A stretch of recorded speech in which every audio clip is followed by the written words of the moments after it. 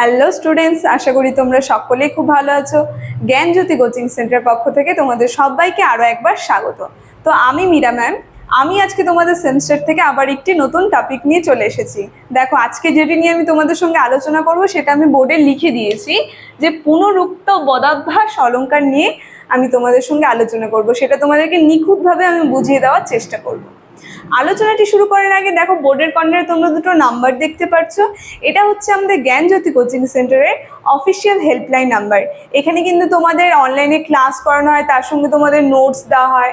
তো তোমরা যদি কেউ আমাদের থেকে নোটস পেতে চাচ্ছ বা আমাদের সঙ্গে অনলাইন ক্লাসে যুক্ত হতে চাচ্ছ, তাহলে উপরে দেওয়া নাম্বার দুটির সঙ্গে যোগাযোগ করো, ঠিক আছে? তাহলে আমি আমার আলোচনাটি শুরু করছি। দেখো, প্রথমে আমি বলেছি যে আজকে যেটি নিয়ে আলোচনা করব সেটা হচ্ছে পুনরুক্ত বদাভ্যাস অলঙ্কার, ঠিক আছে? সংজ্ঞাটা আমি এখানে লিখে দিয়েছি আর উদাহরণটা আমি লিখে দিয়েছি। সংজ্ঞাটা শুরু করার আগে, এটা আমি যখন মুখে বলবো তখন তোমরা লিখে নেবে। সংজ্ঞাটা শুরু করার আগে আমি আগে একটু বুঝিয়ে দিই যে পুনরুক্ত বদাভ্যাস অলঙ্কারটা আসলে কি। দেখো, পুনঃ শব্দের অর্থ কি আমরা বুঝতেই পারছি, মানে যেটা আবার নতুন করে হয়, বারবার করে হয়, পুনরায়, ঠিক আছে? তো আমরা দেখব যখন কোনো একটা বাক্যে বা কোনো অলঙ্কারে একটা শব্দ বারবার, মনে হবে কি জানো, সেই শব্দটা বারবার প্রয়োগ হচ্ছে, কিন্তু আসলে তা হয় না। আসলে পরে যদি আমরা অর্থটা বুঝতে পারি, পরে দেখব যে সেটা বারবার প্রয়োগ হয় না, সেটা আমাদের ভ্রান্তি হয়। তো এই ভ্রান্তিটা যেই অলঙ্কারে হয় সেটাই চলে যায় এই পুনরুক্ত বদাভ্যাস অলঙ্কারে, ঠিক আছে? তাহলে সংজ্ঞাটা আমরা দেখে নিই। দেখো, এখানে আমি লিখেছি সংজ্ঞায়, তোমরা এখন লিখে নাও একটু, যে পুনরুক্ত শব্দের অর্থ একই শব্দের পুনরাবৃত্তি, মানে একটা শব্দকে কি হয়, বারবার প্রয়োগ করা হয় বা বারবার বলা হয়, ঠিক আছে?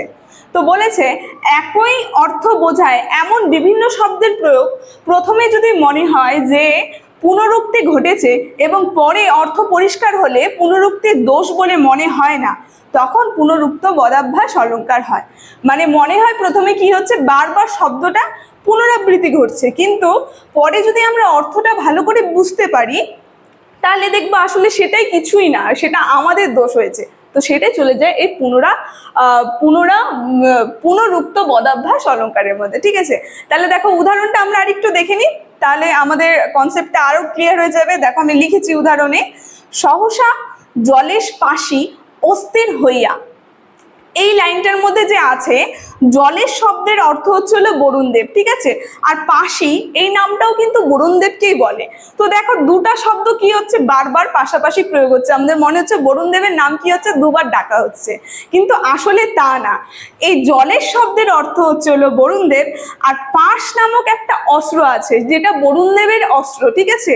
তো তাই এটা হচ্ছে বিশ্লেষণ বলেছে যে এই বরুণদেবের অস্ত্র হচ্ছে হলো পাশি, যেটা হচ্ছে অস্থির হয়ে গেছে। এই যে প্রথমে আমাদের মনে হচ্ছিল কি সেই দেবের দুটা নাম ডাকা হচ্ছে, মানে তাকে দুবার করে ডাকা হচ্ছে, কিন্তু তা না, সেই তার অস্ত্রের নামটা এখানে উল্লেখ করেছে। এই যে প্রথমে আমাদের ভ্রান্তি হয় যে বারবার হচ্ছে, কিন্তু পরে আমরা অর্থটা বুঝতে পারি সেটা বারবার কিন্তু হচ্ছে না। তো যেই অলঙ্কারে এই জিনিসটা হয় সেটাই চলে যায় এই পুনরুক্ত বদাভ্যাস অলঙ্কারের মধ্যে, ঠিক আছে?